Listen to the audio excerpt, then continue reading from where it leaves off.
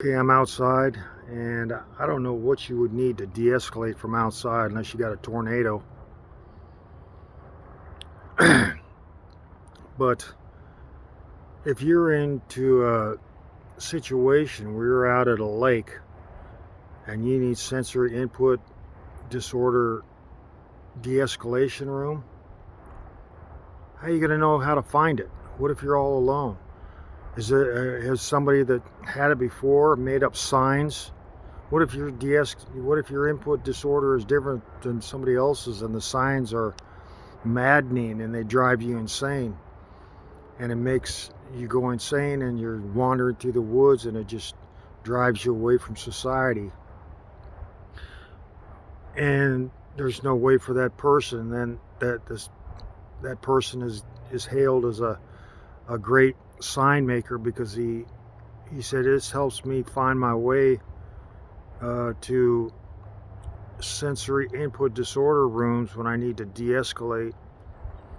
And but everybody else on the planet, it has turned insane that had to use those signs because they were just like painted objects or something.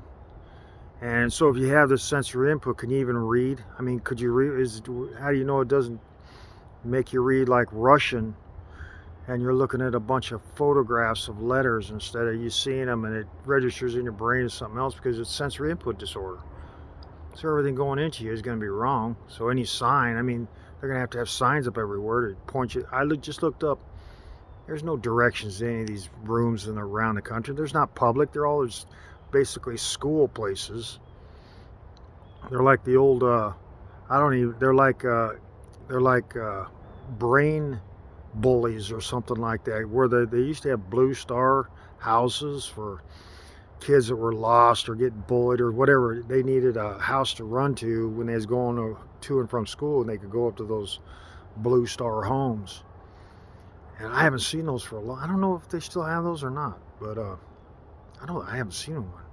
They used to have a Blue Star home. It might have been that child molesters or something started putting blue stars in their homes so they could kidnap kids or something. I don't know. But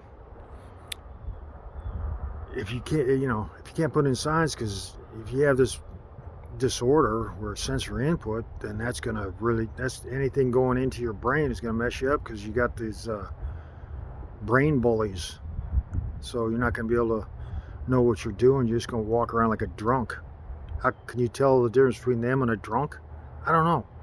Nobody's saying anything. There's no signs up. There's no directions to any of these buildings or rooms or wherever they are.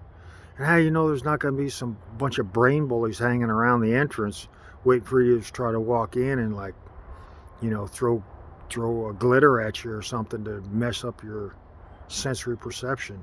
Can you imagine that, trying to go to a sensory input disorder room and those guys are throwing glitter at you? That would mess you up. Could you walk in? Could you even open the door after that? Are they going to have automatic doors? Do they have are you going to be registered? What if it's your first attack and you don't have your palm prints for the National Registry of Sensory Input Disorder Rooms, and you try to go in and and you haven't registered, you got directions, but they throw glitter at you. The brain bullies are outside throwing glitter at you, and it messes that up, and you go to touch the palm print reader and you haven't registered, and so now you're just going to be a wandering insane person? I think these people are creating problems. I do. I think they're creating problems in society. They're weakening society. I think they're just communists. They're just inward communists trying to create a weak America.